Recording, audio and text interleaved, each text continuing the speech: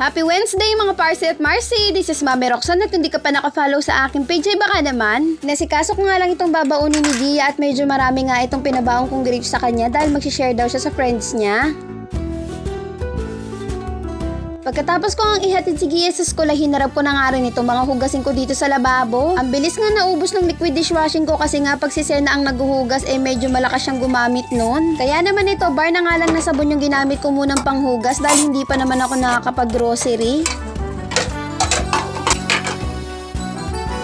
Nung tanghali naman si Sena naman yung hinatid ko sa school kaso nga lang may sakit yung teacher nila kaya naman yung section nila ay hahati-hatiin na nga lang sa iba't ibang classroom. Pag uwi ko nga sakto dumating nga itong in-order ko sa TikTok. First time ko nga lang umorder sa TikTok at meron pala yung 50 pesos off kaya naman grinab ko na. Tablecloth nga ito at napakaganda nga ng tela, kita nyo naman.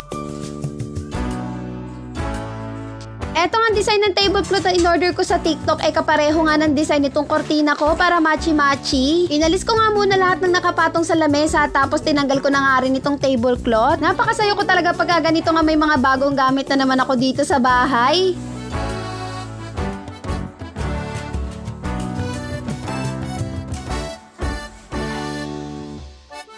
Inayos ko nga lang yung pagkakalagay ng tablecloth tapos pinatong ko na nga rin itong plastic. Gusto ko na nga rin palitan itong plastic dito sa may lamesa dahil kita nyo naman medyo malabo na nga siya. Oh my, napakaganda. Talaga naman Paskong-Pasko na nga dito sa bahay. At kanina naman pumunta nga kami dun sa may patahian kung saan ko nga pinatahi yung uniform niya. Yun nga yung bigay na uniform ng LGU dito sa amin sa Dasmariñas pero tuwing Monday at saka Tuesday lang yun isusuot. Sobrang laki kasi nung napunta kay Gia, XL nga yung size nun kaya naman pinatahi ko nga. Dinala ko nga yun dito sa patahian nung araw nga na binigay sa kanila yun pero inabot nga ng isang linggo ngayon palang natapos tahiin. Pero sabi sa akin balikan ko nga daw ng linggo pero nakalimutan ko nga ng linggo kaya naman bumalik ako nung Lunes pero hindi pa rin tapos pala tahiin. Anyways, nakauwi na nga pala kami ni Gia at pinasuot ko nga sa kanya tong uniform kung sakto na ba. 50 pesos nga yung binayaran ko dito sa paputol ng palda niya tapos 100 pesos naman para dito sa blouse. Medyo maluwag pa nga din pala yung palda kaya naman ililipat ko na lang yung botones pero itong blouse